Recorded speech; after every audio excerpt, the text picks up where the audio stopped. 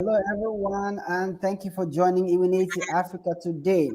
Now, the philosophy we have is that if you say that you can move people from poverty to riches, you should be going where poverty exists.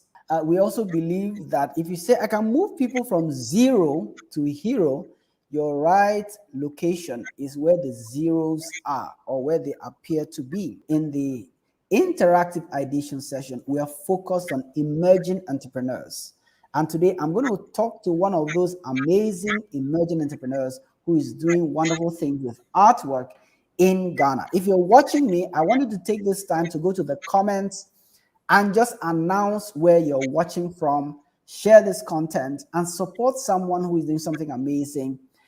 We celebrate cerebralities before they become celebrities. So hang on for the next 30 seconds as we start this conversation.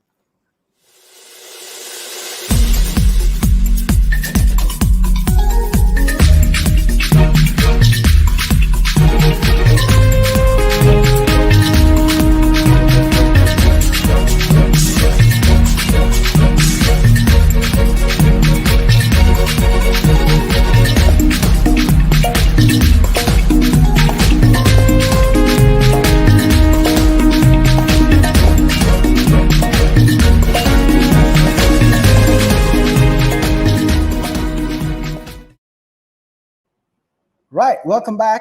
Welcome back to Iwineti Africa, and let us know where you're joining from. Joining from Lagos, from Accra, from all over the world. I'm going to turn over to our guest for today.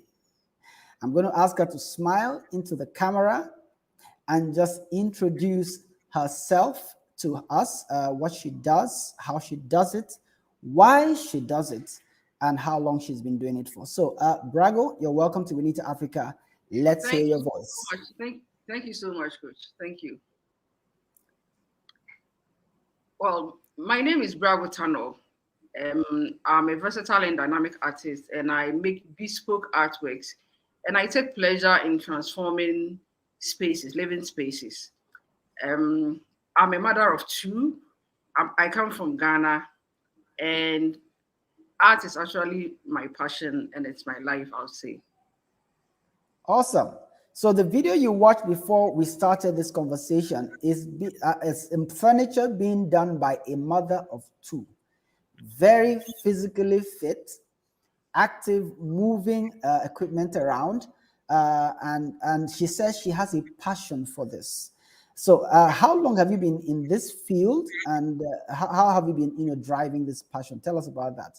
Okay, I think I have been doing this for the past 15 years, but I think I have evolved over time because I started with painting, just doing normal paintings with other mediums.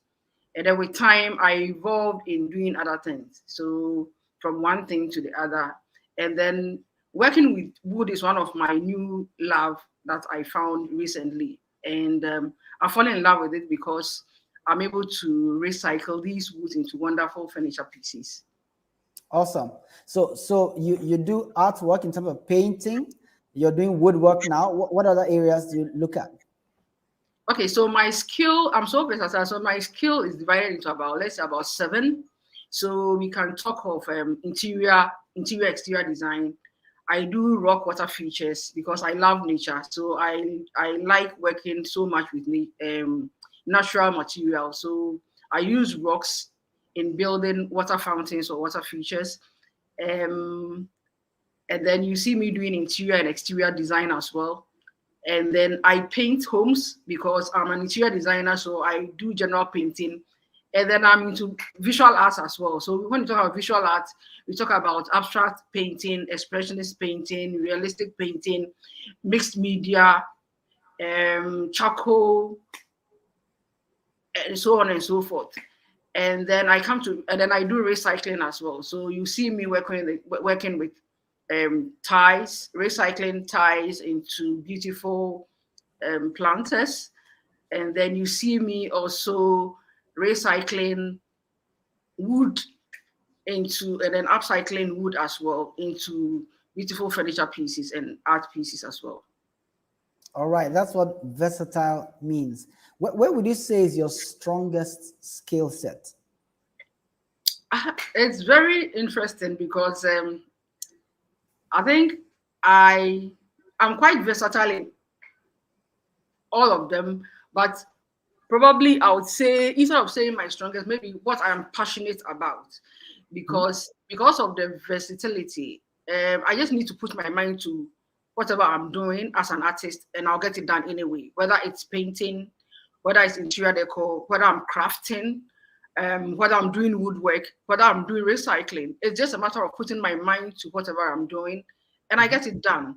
And it's, I would say, my love for the crafting Hmm? has become more intense um, recently. I don't know why. Okay. Maybe it's a new inspiration. It's a newfound Mm. love, maybe. So it has become more intense. But then I just put my mind to whichever skill, and because I've divided into about 6 or 7 portfolios. Once I put my Mhm. mind to it, I just get it done because it's a passion and it's a skill I have to. All right. So, but what would you say that it's the most rewarding area or the most in demand area in your environment? Yeah. So then the most in demand is when people engage me to transform their living spaces. And usually when they ask me to transform their living spaces, because of I'm so versatile, it's more of a package, you see. So they contact me, Birago, can you please set up my living area for me? Can you set up my office for me? And then I end up doing a lot because I'm versatile. So if the wall is damaged, if the Okay. wall particular space is damaged, then I would have to do wall preparation, get the wall painted in the right color that sort of suits the customer's personality. And then when it comes to art pieces, I create to suit the customer's personality because we are all very different. And then when it Mm. comes to furniture pieces, I create to also suit the customer's personality. Mm. So then it becomes a package. When it comes to exterior landscaping, I'm there. So then I interact with the client, and then usually um, I put before them this package that I can offer them. Okay, and Mm. I love doing that because at the end of the day, I'm able to serve the customer in totality, and it's very rewarding at the end of the Mm. day. Okay. So, how do you determine the customer's personality in that context? What would you be? Are there By questions you ask? yeah, by speaking to the customer, there are certain questions you ask, and immediately you know the kind of client you are dealing with, because we are all very different. So Mhm. by speaking to the client, they are, we have their taste and preferences, and then you are able to determine the scope of work that the customer really wants you to work on, and then in fact their budget, their scope, their taste, actually, especially in terms of color, the themes they want you to work, whether if it's an interior design setup, whether they want a cozy theme, a romantic theme. Some people are quite extroverts, and so maybe they want something very loud when it comes to color. Some are introverts, so they want something very cozy and calm. It depends on the kind of Okay. clients you are working with. So Okay. I Do take you all think these, that? and it helps me also sometimes you even end up um, suggesting to the client, because then you are able to understand the client better, and then Mm. at the end of the day this is what the client is trying to communicate to you, Mm. and that would bring out the best in whatever space you are trying to transform. I'm trying to transform. Okay. Are you trained for this, or it requires some kind of psychology or something? If What does it I require to be able to pick that out? I I trained. I trained professionally as an interior exterior designer, and then um, over time too, I have also nurtured my skill, learned a lot around it. Even though I'm a professional interior designer and in school, And then in school, I've always offered fine or visual art as one of my subject areas. But you train and read because it's your passion, you see. So you learn around it, and then so that's how come I'm able to understand. Okay. Yeah. Awesome. That's amazing. So how has the reception been? You've been doing this for over a decade. Yeah. Can you assess the reception of the typical Ghanaian to your work, to the way you work, the quality of your work and so forth? How would you assess that? In fact, I would say generally, people are excited when they see the way I work, especially as a woman and an African as well. They are very excited when they see the way I work, and it's more of I'm encouraged. Actually, they encourage me to do more, and so that has helped me to come this far for the past 15 years, I would say, and that has also helped me to grow for the past 15 years as well. All right. So you have some kind of like a feedback system, telling you what works for them. Okay. So in terms of appreciating your work, how do you measure that? Do you measure that in terms of how much people are willing to pay, or simply in terms of what people say? No, I take feedback a lot. Okay. Feedback is very important, because that is when you know you are doing the right thing. Because whatever I do to make people happy. Because I believe when our spaces need to make us very comfortable. Okay, so you have a home. Your home should be so comfortable. After a hard day's work, going back home, you should be so happy and eager to go home to a place you call home. And so I take feedback. So when I do a piece of work for somebody, no matter how small or how big it is, I always take feedback. And then when it's a positive feedback, I'm happy and I improve upon it. If it's a negative feedback, I do all I can to correct that mistake. So I have improved over time because of feedback, and that is very important to me. Feedback. Okay, great. So that means you're measuring that the reception of your work mostly based on how people have give the kind of feedback people give you, right? Yes. Awesome. Okay, how does this vary between the typical Ghanaian in specific terms, the typical African, and the typical Westerner, if you like? Does it vary based on your experience? Can you tell? To be honest with you, the typical Ghanaian usually depends on the person's budget. You see, people do appreciate art, people love art, but sometimes the person's response will depend on the budget. You meet people who really want things done, but they have budget constraints. Okay, so then they really want it, but then sometimes it's budget constraint, and sometimes you can't help it because there are certain things you need to get that you can't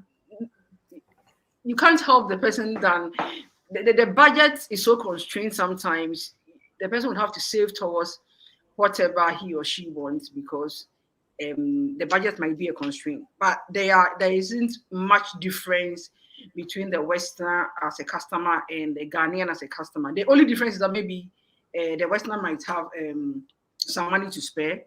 Okay. While the Ghanaian would love this thing, but then the budget might be a constraint because maybe the budget at the moment might be for something else, maybe to feed or something, and not for transforming a space at a particular point in time. So that's the challenge here. Okay, so in that case, do you find yourself in situations where you have to compromise on quality in order to fit the budget of your environment? That is what I have moved away from. It's very difficult for me to compromise on quality. So for the past 15 years that I've worked, I can't remember the last time I compromised on quality. I can't, because I believe it's my signature I'm leaving behind. And I'm happy when I go back to a client's house, after 5, 10 years, and whatever I have built remains the same. Okay. Because it's an art piece, it can stay for generations to come. And so with me, it's very difficult for me to compromise on quality. I will actually advise the customer to save a bit more so that we can do the right thing than compromise on quality. Because it's an art piece. It can serve as um, um, something valuable in future. So it's difficult for me to compromise on quality as far as my art pieces are concerned. I am not able to. Okay, on the question of value, you mentioned earlier that the constraint might be I need money to feed versus I need to keep my space looking good. How would you, as an artist and professional, evaluate or determine the value of an aesthetic living space, whether it's flowers or great colors, to one's life and livelihood compared to the basics of life or other things that might want to consume our budget? You see, it's very interesting, but in as much as I'm saying I don't compromise on quality, I think I'll extend it to answering this question. There are certain artworks that are also inexpensive. They are not really expensive, you see. And so depending on what I am doing for the client, I'm able to also sometimes work within a customer's budget. So you might meet a client who really appreciates living in a very nice space or transformed space, but might have limited budget. But you see, the ambience of wherever we find ourselves is directly related to how productive we are. Whether you are relaxing at home, whether you are working in an office environment, whether you're in a factory, whether you are in a hospital, and all that, the colors, the setup, and everything, they are very important. You see, so you might find yourself in a very small room, but then sometimes I advise.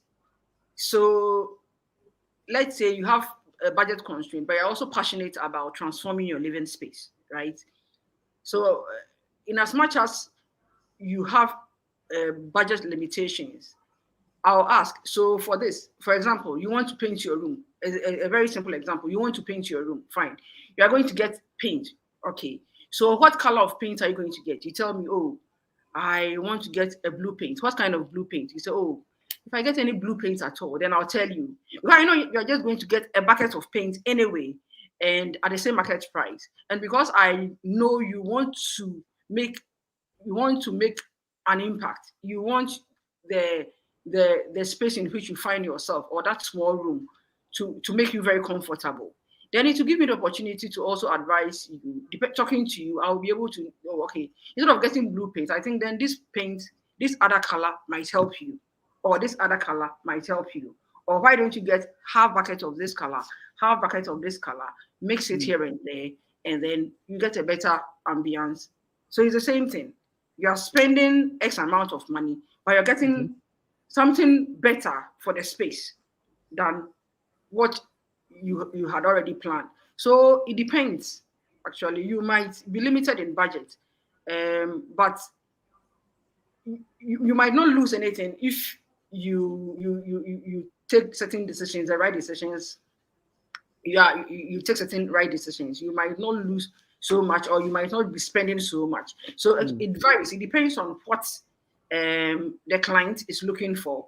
So, in as much as we are talking about budget constraints and Africans, but it depends on what the person is looking for. Okay. And then if it's not maybe a sculpture piece, or and it's just about setting up your room, for instance, then the budget matter does not really come in.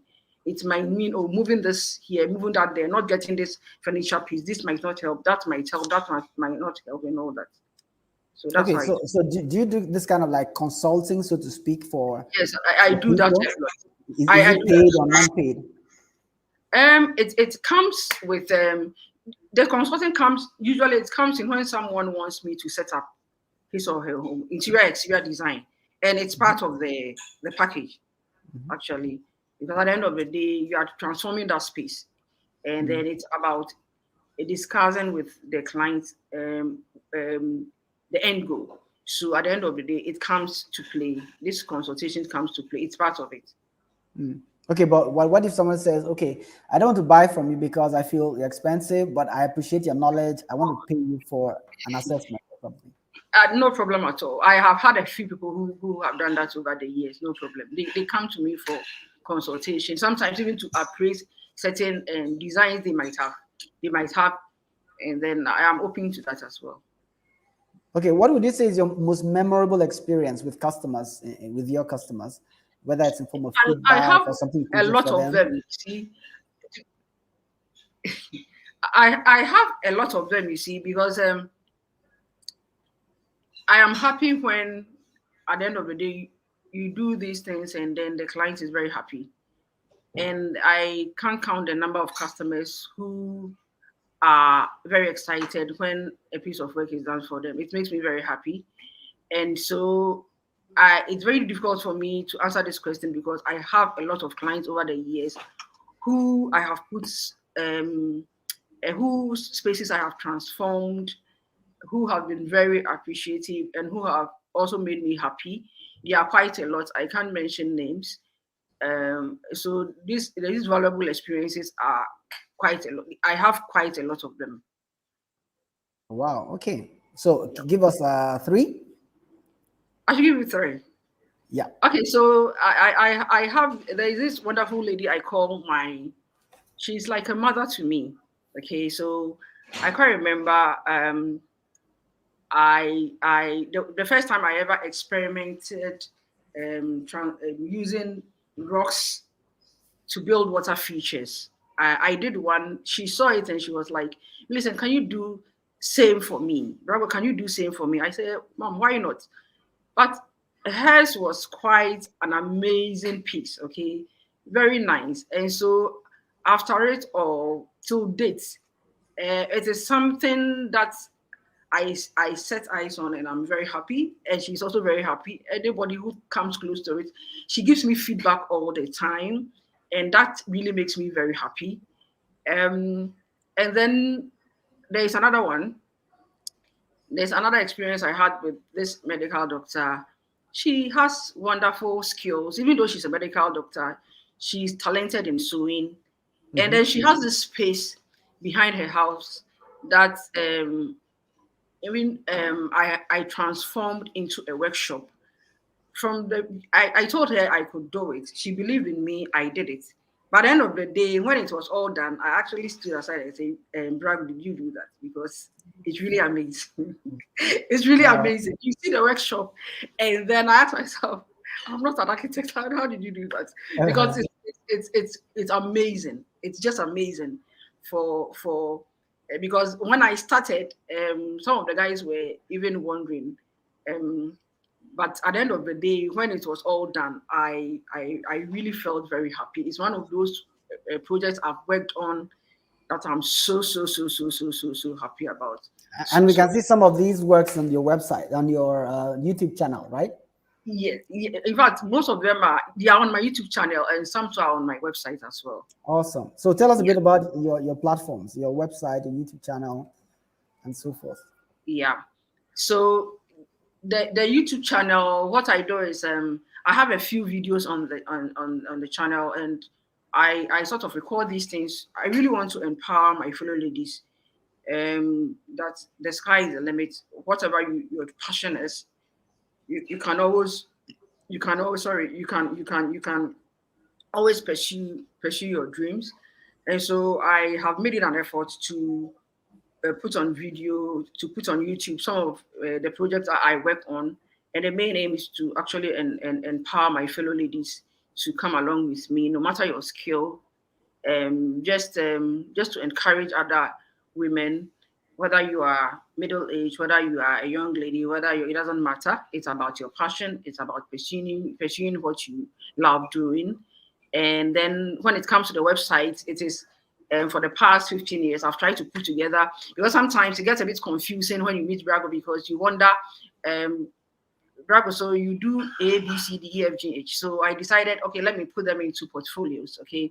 So I have grouped them into about 7 skills. It's about 7 or 6 skills. So you go there, and then it's about 7 portfolios. And so you go to each, and then you see samples of works that I have done for people in the past years. So it's sort of simplify it, and then it makes it easy for customers or clients to understand, or prospective customers to understand the services that I offer to people. All right. So what's the web address again? Word of advice. The web address, the URL for your website. Oh, it is bragocreations.com. Bragocreations.com. Bravo Creations, one word. .com. Okay, awesome. That's awesome. So that's bragocreations.com. So visit the website and let us know what you think. If you're watching us, wherever you're watching from, support this amazing lady who's doing awesome things in Ghana. And maybe you can learn a few things that you can also do in your own space, especially as a lady. So tell us, Birago, what else do you do with your skills? You mentioned that you want to empower ladies. Is there something you're doing in that direction you want to share with us? Yes, I am. So I have started Birago Art and Craft School, which is still a baby anyway, but hopefully I should start before the year ends. And so, because I've had a few parents come to me wanting their children to sharpen their skills, and so I have started this, and the aim is to train. It doesn't matter whether you're a lady or you're a gentleman. Once, if you are interested in sharpening your skill, or you want to learn something, you can contact me, you can enroll, and then we can take it from there. So it's something I've started, and hopefully um it should it should be fully in place by before the year ends. Wow, that's awesome. Awesome. Before the year ends, and we can find out about that on your website as well when it's live. Yes, we can find out that out on my website when it's. All right, finally, last question for today. Tell us about your future. Where do you see yourself in 5 years? Where do you see your company in 5 years? Tell us more about that. Yeah, so in the next 5 years, I would Bravo Studios will be is supposed to go global. That is why I've started this way, because I have started for the past 15 years, and I feel it's time to take it to another level. So in the next 5 years, um, the training school should be up there, and then the other areas to it will be a household name. It will go global. So once you say Bravo Studios, and then you know um, we are talking about arts. We are talking about bespoke artworks. We are talking about creativity, artist based. All right, that's awesome. So I just want to just crave your indulgence one bonus question. What would you say to a young lady out there? You mentioned it before, and I feel that is also your passion, who wants to pursue art or any other area of expertise which is traditionally attributed to men, right? What would you say to them in terms of them making progress with their passion? You see, I think they should just pursue it, because at the end of the day, there's nothing like, I don't know why, but there's nothing like men, because if other professional fields, ladies are encouraged to pursue other professions. Why not art? It doesn't really matter. If it's your passion, if it's something you want to do, just go for it. It doesn't really matter whether you are a female or you're a young lady. Just go for it. Just pursue it. It's your dream. Just go for it. All right. Would you worry about the dilemma between profitability and passion? How do you make that balance? Profit and passion. I think I think when you pursue a passion and you think you need help, just find help. And then, we all know our weaknesses. So there might be a gap, and that the gap might be creating that problem we call profitability. If Okay. your talent is not giving you that profit, then it means there is a problem somewhere. Maybe there is something you are not doing right. It might be how to manage yourself. It might be how to market yourself. It might be how to package yourself. So it's just about reaching out there and seeking help. Because in as much as you might be talented, you might also need help somewhere to make you a complete package. So it's about seeking help and making sure that you get the needed help so that you can also get the visibility that you need to make the profits that you want. All right. So tell us about your experience with the interactive ideation session. Wow. You see, I was telling my story when I gave the last, you see, it has taught me a lot. It has, it sort of, I wanted, I joined this session because I have been doing this for the past 15 years. And I felt in this age where technology has become the thing of the day and it's moving very fast as well, I realized that I needed to keep up. And so that is why I reached out to you for help. And this help has been very, very, very, very helpful. And that is why we are even talking to me today. And the visibility now, coach, you see, it's there. As we are talking, the visibility now is there. Once upon a time, it wasn't there. And now it's there. So anybody listening to me out there, if there is a skill, it might not be visual art. It can be anything at all. You can contact coach. Maybe he will leave his details down there. If you need help with how to manage yourself, how to acquire certain skills to better yourself, to gain visibility out there, I think he's always open to help because he helped me. So he's too open, he's too ready to help. Awesome. Thank you Because very he's much. been very helpful, too helpful. In fact, I can't quantify it. Great, great, great. Glad to hear that. And thank you for being on Iwineti Africa. We're going to close out the external audience right now. And we want to encourage you, if you watched this, you enjoyed the conversation with Birago, do share it, make it happen for her, and we'll make it happen for you as well. Have a wonderful rest of the evening, and we'll look forward to seeing you the next time on Iwineti.